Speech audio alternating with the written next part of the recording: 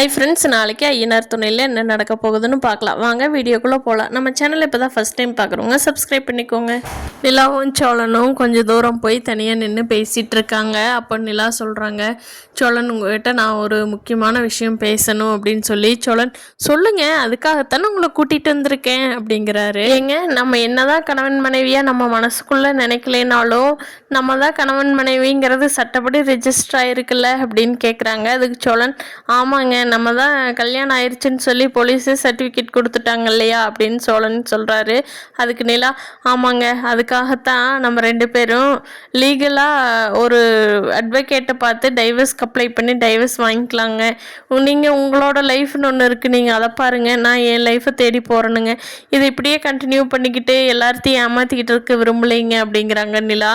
அதுக்கு சோழன் நினைக்கிறாரு, அட பாவி, நம்மளை லவ் பண்ணுறத தனியாக கூட்டிகிட்டு வந்து சொல்கிறான்னு நினச்சிக்கிட்டு சந்தோஷமாக வந்தா இவ இப்படி ஒரு குண்டை தூக்கி போடுறாளே, என்ன பண்ணுறது அப்படின்னு சோழன் யோசிக்கிறாங்க. அப்போ நிலா கேட்குறாங்க, என்னங்க ஒன்றுமே பேச மாட்டேங்கிறீங்க, நம்ம இப்போவே அட்வொகேட்டை பார்த்து அப்ளை பண்ணாதானுங்க ஒரு 6 மாதம் 1 வருஷத்துக்குள்ளேயாவது டைவர்ஸ் கிடைக்கும், என்னங்க போய் பார்த்துடலாமா அப்படிங்கிறாங்க. அதுக்கு சோழன், ஓகே, இவளுக்கு நமக்கு கிடச்ச இந்த 6 மாதத்தை எப்படியாவது பயன்படுத்தி நிலா நம்ம மேலே லவ் வர வச்சு அவளை இந்த வீட்டிலேருந்து வெளியே போக விடக்கூடாது.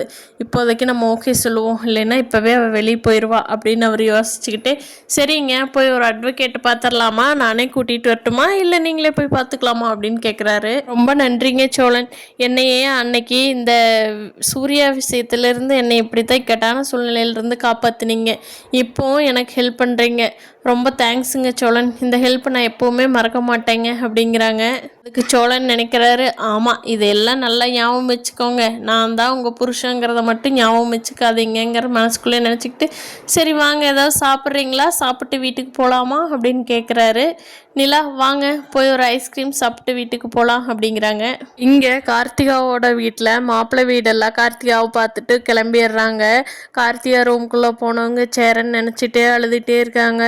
ஐயோ, நம்ம அவ்வளோதானா, இனி இந்த வந்துட்டு போன மாப்பிள்ளைக்கு கல்யாணம் பண்ணி வச்சுருவாங்களா, நம்ம லைஃப் அவ்வளோதானா, சேரன் மாமா மனசில் தான் நினைக்க முடியுமா, ஐயோ என்னால் தாங்க முடியலையே, சூசைட் பண்ணிக்கலாம் போல் இருக்குதே அப்படின்னு புலம்பிக்கிட்டு இருக்காங்க. அடுத்த முகூர்த்தத்திலேயே கல்யாணத்தை வேற வைக்கலாம்ங்கிறாங்களே, நாளும் தள்ளி போட மாட்டேங்கிறாங்களே, நம்ம என்னதான் பண்ணுறது, நம்மளுக்கு நிலா மாதிரி ஒரு தைரியம் வந்து கம்முன்னு போய் ஓடி போய் சேரன் மாமாவை கல்யாணம் பண்ணிக்கலாமா அப்படின்னு யோசனை பண்ணிட்டு இருக்காங்க கார்த்திகா. பார்க்கலாம் ஃப்ரெண்ட்ஸ், இனி வரப்போகிற நாட்களில் என்னென்ன திருப்பங்கள் நடக்க போகுதுன்னு. இந்த வீடியோ பிடிச்சிருந்தா லைக் பண்ணிக்கோங்க. நீங்கள் என்ன நினைக்கிறீங்கன்னு கீழே கமெண்ட் பண்ணுங்கள். தேங்க்யூ.